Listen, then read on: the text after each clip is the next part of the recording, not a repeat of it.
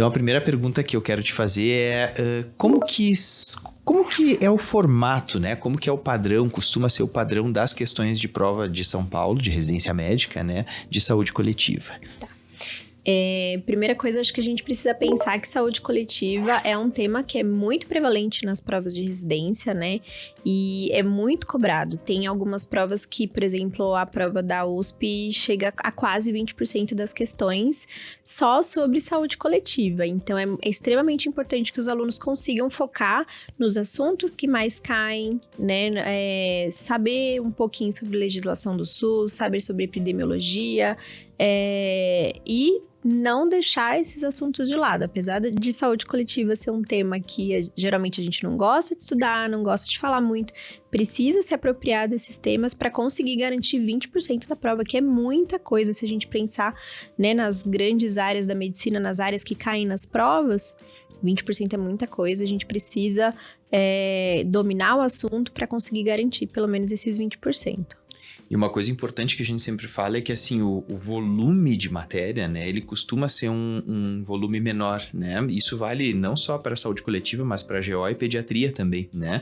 Se a gente for comparar com clínica, por exemplo, volume de matéria é gigante, né? Sim. Reúne um monte de especialidades. Cirurgia também, né? Porque tem todas as especialidades cirúrgicas e ortopedia, oftalmo, todas essas que entram na cirurgia.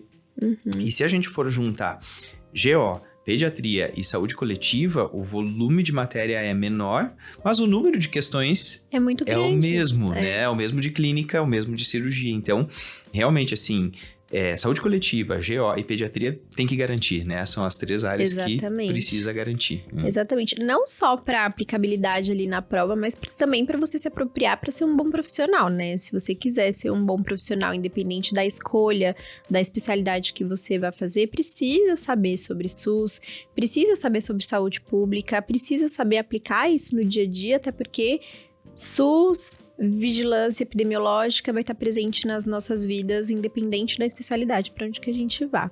Então, é importante focar bastante na resolução das questões, saber o perfil das provas, né? Como que cai, porque assim, o volume não é tão grande, não é tão extenso, as perguntas se repetem muito com o passar dos anos, às vezes vem de um jeitinho ou outro diferente, enunciado um pouquinho diferente, mas o cerne da questão é sempre o mesmo, né? Então, quais são os princípios filosóficos doutrinários do SUS, quais são os princípios organizacionais, a questão pode vir ali maquiada, mas o conceito é o mesmo e não tem muito como fugir. Então, conseguindo dominar o assunto, vai conseguir fazer questão.